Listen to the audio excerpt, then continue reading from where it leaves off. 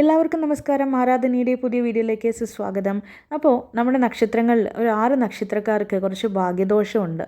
അവർക്ക് 2025 ഏപ്രിൽ വരെ ഭാഗ്യദോഷമാണ്. അപ്പോൾ പേടിക്കേണ്ട, അവർക്കുള്ള പരിഹാരവും ഞാൻ പറയുന്നുണ്ട്. ഈ 6 നക്ഷത്രക്കാർ നിങ്ങളോ അല്ലെങ്കിൽ നിങ്ങളുടെ വീട്ടിലുള്ളവരോ നിങ്ങൾക്ക് പ്രിയപ്പെട്ടവരോ ഉണ്ടോ എന്ന് നോക്കി ആ പരിഹാരം ഒന്ന് ചെയ്ത് കഴിഞ്ഞാൽ തീരാവുന്നതേ ഉള്ളൂ. അപ്പോൾ ഒന്ന് സ്കിപ്പ് ചെയ്യാതെ തന്നെ കാണുമെന്ന് വിശ്വസിക്കുന്നു. ആദ്യത്തെ നക്ഷത്രം എന്താണെന്ന് വെച്ചാൽ സ്വാതിയാണ് ആദ്യത്തെ നക്ഷത്രം.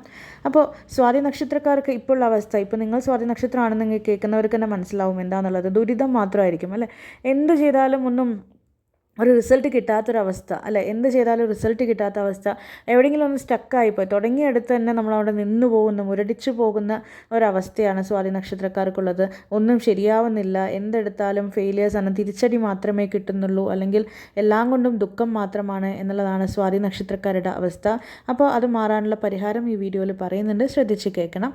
അതിനിടയിൽ ഒന്നുകൂടെ പറയാം. തിരുവാതിര നക്ഷത്രക്കാർ രണ്ടാമത്തേതായിട്ടുള്ളതാണ് തിരുവാതിര നക്ഷത്രം. അപ്പോൾ ഈ തിരുവാതിര നക്ഷത്രക്കാർക്കും ഇപ്പോൾ വളരെ കഷ്ടത്തിൻ്റെ സമയമാണ്. അതായത് വെച്ചാൽ ആരോഗ്യപരമായിട്ട് ഒരുപാട് ശ്രദ്ധിക്കണം, വീഴ്ചയൊന്നും ഉണ്ടാവാതെ ശ്രദ്ധിക്കണം, അതേപോലെ തന്നെ തീപ്പൊള്ളലൊന്നും ഏൽക്കാതെയും ശ്രദ്ധിക്കണം. അതിനുള്ള പരിഹാരവും കൂടി ഉണ്ട്. അപ്പോൾ ഒന്നുകൊണ്ടും പേടിക്കേണ്ട ആവശ്യമൊന്നുമില്ല.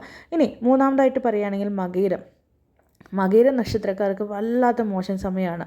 അവർ എന്തിനോ വേണ്ടി ജീവിക്കുന്നു എന്നുള്ളൊരു ഫീലാണ്. എന്തിനാണ് ഞാൻ ജീവിക്കുന്നതെന്ന് പോലും എനിക്ക് അറിയില്ല. കാരണം അസുഖങ്ങൾ കൊണ്ട് ആരോഗ്യപരമായി വല്ലാതെ കഷ്ടപ്പെടുന്ന ഒരു സമയമാണ്. അപ്പം ഞാൻ എന്തിനാണ് ജീവിക്കുന്നത്, ആർക്കും ഉപകാരവുമില്ല എന്നെ വെച്ച് അല്ലേ, അങ്ങനെയൊക്കെ ഒന്ന് തോന്നിപ്പോകുന്ന ഒരു സമയമാണ്. എന്നും സങ്കടം മാത്രമായിരിക്കും ഒരു ദിവസത്തിൻ്റെ അവസാനം അവർക്ക് ബാക്കിയാവുന്നത്. അപ്പോൾ അതിനുള്ള പരിഹാരം നമ്മളിവിടെ പറയുന്നുണ്ട്. നാലാമതായിട്ട് രോഹിണി നക്ഷത്രക്കാരാണ്.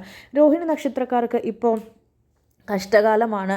അതുമാത്രമല്ല ആരോഗ്യപരമായിട്ട് അവർക്ക് വളരെ മോശ സമയമാണ്. അതേപോലെ തന്നെ കുടുംബത്തിൽ വഴക്ക്, ചെറിയ കാര്യങ്ങൾക്ക് പോലും വഴക്ക്, വെറുതെ വഴക്ക്. അതേപോലെ തന്നെ ജോലി സംബന്ധമായ തടസ്സങ്ങൾ, ജോലി കിട്ടാതിരിക്കുക, അല്ലെങ്കിൽ ജോലിയിൽ തന്നെ കുറേ പ്രശ്നങ്ങൾ, ഇതൊക്കെയാണ് രോഹിണി നക്ഷത്രക്കാർക്കുള്ളത്. അതേപോലെ തന്നെ തടസ്സം, എന്ത് കാര്യം തുടങ്ങിയാലും തടസ്സം. ഒരു പുറത്തേക്കൊന്ന് ഇറങ്ങാൻ നോക്കിയാൽ ഒന്നുമില്ലെങ്കിലും മഴ വന്നിട്ടെങ്കിലും അത് പോവാതിരിക്കാൻ ഉള്ളൊരു കാരണം ഉണ്ടാവും. എന്തെങ്കിലും ഒരു തടസ്സം, എന്തെങ്കിലും അസുഖങ്ങൾ വന്നുകൊണ്ടേയിരിക്കുക, പൈസയ്ക്ക് ബുദ്ധിമുട്ട്, അതേപോലെ തന്നെ വഴക്ക്.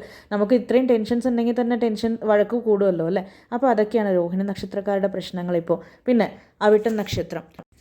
അവിട്ടം നക്ഷത്രക്കാർ നിങ്ങളിതിലുണ്ടെന്നുണ്ടെങ്കിൽ നിങ്ങൾക്ക് ഉറപ്പായിട്ടും മനസ്സിലാവും ഇതിൻ്റെ എന്താണെന്നുള്ളത്. കുറ്റം, എല്ലാവരും കുറ്റം പറയാം. നമ്മൾ എന്ത് നല്ലത് ചെയ്താലും അത് കാണില്ല. പിന്നെ അതേപോലെ തന്നെ എനിക്ക് നന്നാവണം എന്നുള്ള ആഗ്രഹം മാത്രം ബാക്കി, പക്ഷേ ഒന്നും നടക്കില്ല എന്നുള്ളതാണ് സത്യം. കാരണം ഏപ്രിൽ 2025 വരെ നിങ്ങൾക്ക് കഷ്ടകാലം തന്നെയാണ്. പക്ഷേ അത് നമുക്ക് അതിൻ്റെ ഇതൊക്കെ കുറയ്ക്കാൻ പറ്റും കേട്ടോ. പിന്നെ അതേപോലെ അംഗീകാരം കിട്ടില്ല എന്നുള്ളതും ഒരു പ്രശ്നമാണ്.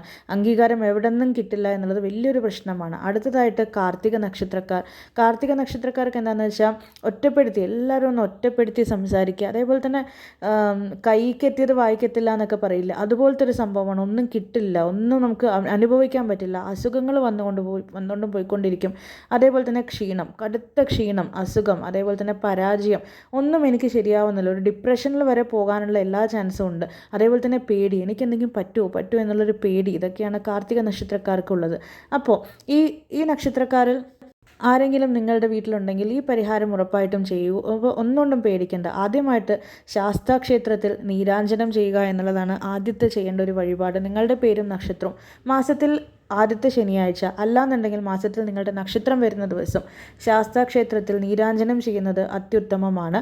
അപ്പോൾ അച്ഛൻ പൂജ ചെയ്യുന്ന ശാസ്താക്ഷേത്രത്തിലാണ്. അപ്പോൾ എന്തെങ്കിലും പ്രാർത്ഥിക്കണം എന്നുണ്ടെങ്കിൽ നിങ്ങളൊന്ന് കമൻറ്റിൽ ഒന്ന് പേരും നക്ഷത്രവും കൂടെ പറഞ്ഞാൽ മതി. അടുത്തതായിട്ട് ശിവക്ഷേത്രത്തിൽ ജലധാര നടത്തുക. ക്ഷീരധാരയും നടത്താം, പക്ഷേ ജലധാര നടത്തുന്നതാണ് ഇപ്പോൾ ഈ നക്ഷത്രക്കാർക്ക് ഏറ്റവും നല്ലൊരു കാര്യം. അതേപോലെ തന്നെ നമ്മൾ പിൻവിളക്ക് നിങ്ങൾക്ക് അറിയാമല്ലോ അല്ലേ. ശിവക്ഷേത്രത്തിൽ ഒരു പ്രധാനപ്പെട്ട ഒരു കാര്യമാണ് പിൻവിളക്ക്. അപ്പോൾ നിങ്ങൾക്ക് അറിയില്ല എന്നുണ്ടെങ്കിൽ ഒന്ന് ക്ഷേത്രത്തിൽ പോയി ചോദിച്ചാലും മതി. പിൻവിളക്ക് നടത്തുക എന്നുള്ളത് നല്ലൊരു കാര്യമാണ്. പിന്നെ അതേപോലെ തന്നെ കൂവളത്തിന് എന്താ വില്വം എന്നും കൂടെ പറയാറുണ്ടല്ലോ അല്ലേ. അപ്പോൾ കൂവള മാല കെട്ടിക്കൊടുക്കുന്ന, അല്ലെങ്കിൽ മാല വാങ്ങി കൊടുത്താലും കുഴപ്പമൊന്നുമില്ല.